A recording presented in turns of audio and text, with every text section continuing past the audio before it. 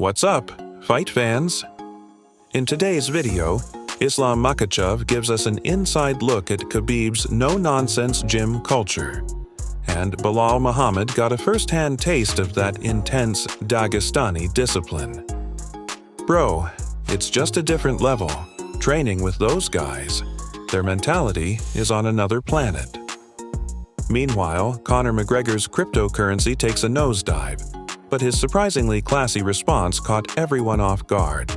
And things are heating up as Paddy Pimblett goes off on Arman Tsarukyan. You don't want an outburst aimed at lightweight contender Arman Tsarukyan. He didn't hold back, branding Arman a little posh boy, and that was just the beginning.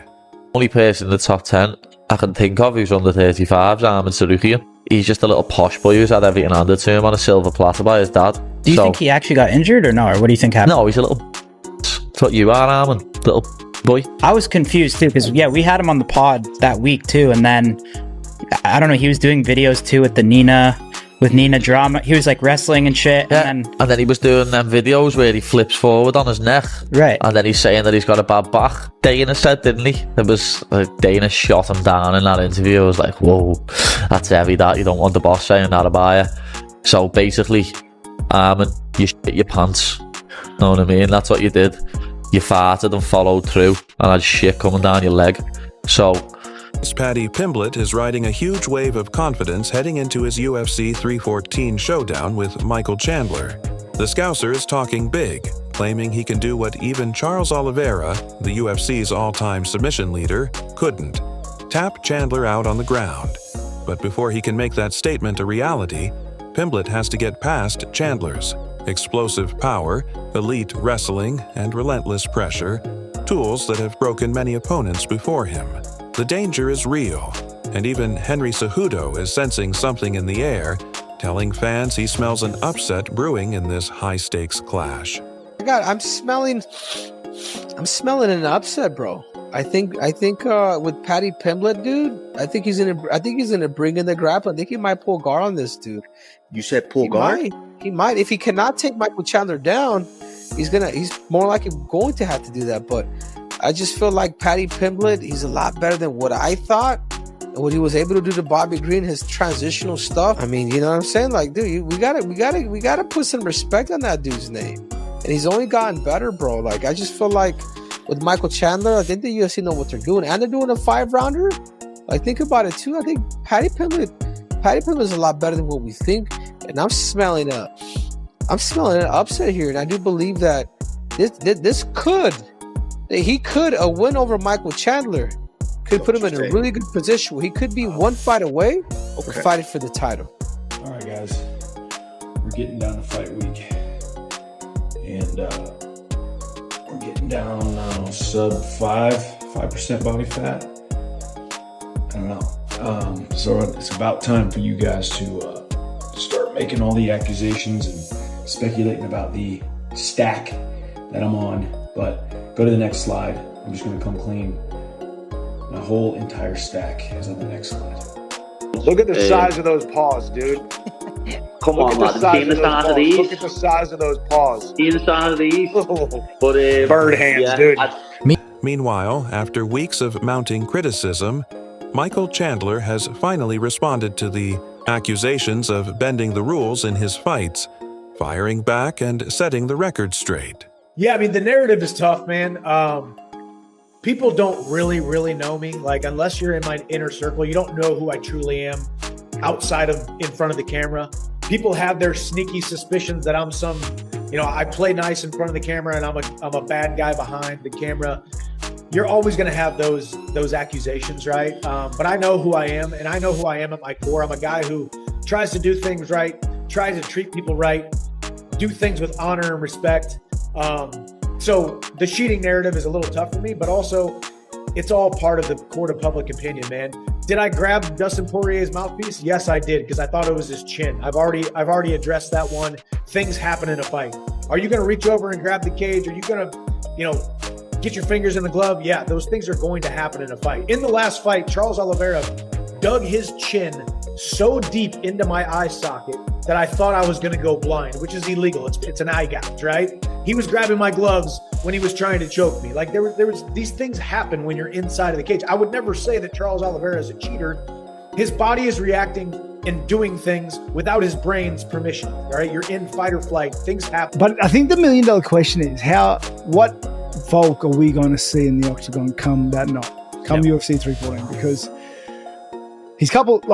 everyone was already talking about his losses to Makhachev, his knockout, and then you back that onto the knockout with Topuria, back that onto his age, and as MMA fans like to do, as soon as he lost, they started throwing his age around and calling him a wash, which is the silliest thing I've ever heard. Like, MMA fans are the best and worst of us as people. They really are. Belal Muhammad recently revealed that none other than Khabib Nurmagomedov is personally helping him prepare for his upcoming bout against Jack Della Maddalena at UFC 315. Speaking on the Overdogs podcast, Belal said training with Khabib's team is a whole different experience, calling it a next-level grind that's pushing him like never before. I'll do jiu-jitsu, then Khabib would just yell, "Get up, we're not playing jiu-jitsu. This is not jiu-jitsu, this is MMA. Get up off the ground." So we would do MMA every single day. Понедельник, сегодня, да? Вторник, среду. 3 дня вы дежурные. Раджабов, не будет приходить, в следующий раз ты сам будешь дежурить. Ты понял? А ты для чего на день оставил? Я же знаю, я же сказал, я знаю, не пришел, я же не пришел. Подожди, почему не пришел? А ты почему пришел? Я не могу проспать, почему я... Подожди, а что входит у старшего дежурного? Следи за ними. А что ты сделал, чтобы ты следил? Подождите. Они проткали, они наказывают. С утра что за хипиш? Подождите, вопрос у меня к тебе. Вопрос у меня.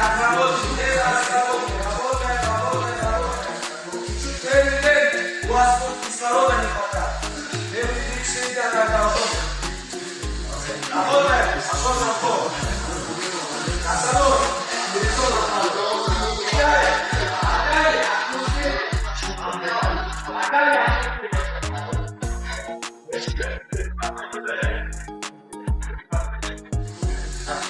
Khabib has always been known for his no-nonsense approach to discipline, and clearly nothing's changed. He runs his gym like a true champion factory. No shortcuts, no excuses, just pure hard work, laser focus, and results. The message is simple and clear. If you're training under Khabib, you better be ready to suffer now so you don't lose later.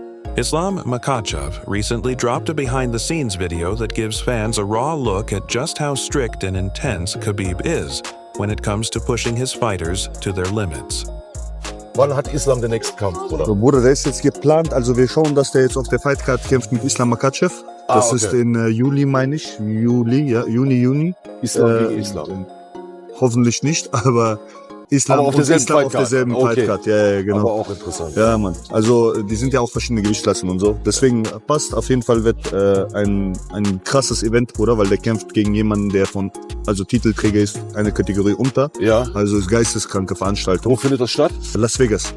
MMA content creator Real Kevin K just dropped a fresh clip on X featuring rising prospect Jabril Dulatov, and it came with an intriguing reveal.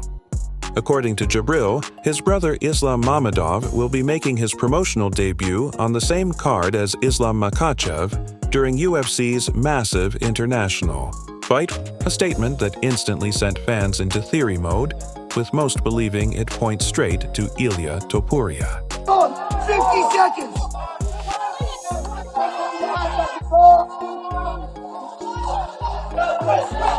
What is he doing? Now here we do it! Here we do it! Here we do it!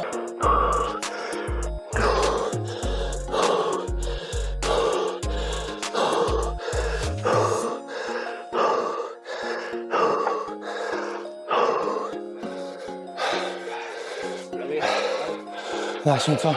Oh, thanks, mate. That was awesome. Thanks, mate. Thanks, how we summarise in CrossFit. Yeah, that was tough. I still think there's some CrossFit out there, but it's not that easy. Conor McGregor has always had a knack for making money. He's the highest paid MMA fighter in history, built a massively successful whiskey brand, and knows how to hype a fight like no one else. But his latest venture into the world of cryptocurrency didn't go as planned. His new meme coin, Dollar Rio, launched earlier this month with the goal of raising 3.10 CrossFit session. Fans quickly picked up on the fact that the trademark energy and sharpness he's known for seemed to be missing. The reason? He's also been battling a cold, and it's clearly taking a toll on his performance and recovery. Next, voice training at an elite level is grueling enough on its own. Throw in a cold, and it becomes even harder to maintain peak performance. But Tom Aspinall isn't the type to slow down. Despite looking visibly worn out, he's still showing up and grinding through his sessions. That said, some fans are growing concerned, hoping he takes the time to rest and recover before pushing himself too far. Meanwhile, the usually composed and calculated Corey Sandhagen surprised everyone with some unexpected trash talk, possibly playing mind games ahead of a rumored showdown, with Davison Figueiredo. Next voice. The statement immediately ignited a firestorm online. Unanimous Decision commented, "This is going to age badly when they fight," and Figgy pounds him into the dirt. Micah of the Chips wrote, "No way this bum thinks this is how you sell fights. Figgy will demolish him. Corey is so funny." But what do you think? Share your thoughts in the comments below. That's all for today. If you enjoyed the video, don't forget to hit the like button and subscribe to the channel. We'd really appreciate it. I take time out of my day, almost every day, to, do my OnlyFans. Everyone wants to kind of shit on me for having them as a sponsor or whatever, but joke's on you, I made $2 million last month. Mostly from this guy. His tagger name is God of Horrors 69. I'm pretty sure it's Figgy. Everything he writes me is in broken English. Dude, do I really have to do this? You really want me to just make fun of you for what? He makes me do all kinds of crazy shit for him, like sing stupid karaoke songs. Was all I had. He likes when I insult him all the time. I don't, some guys I guess get off on that. Just a giant piece of shit. Your hair looks stupid. All the last guys that you beat were, they almost suck just as bad as you do. Petr Yan whooped your ass, it wasn't even close. Ah, dude, don't take your dick out. Dude, I told you none of that. Every once in a while he has to see my butthole, and every man has his price, and mine is $60, so judge away.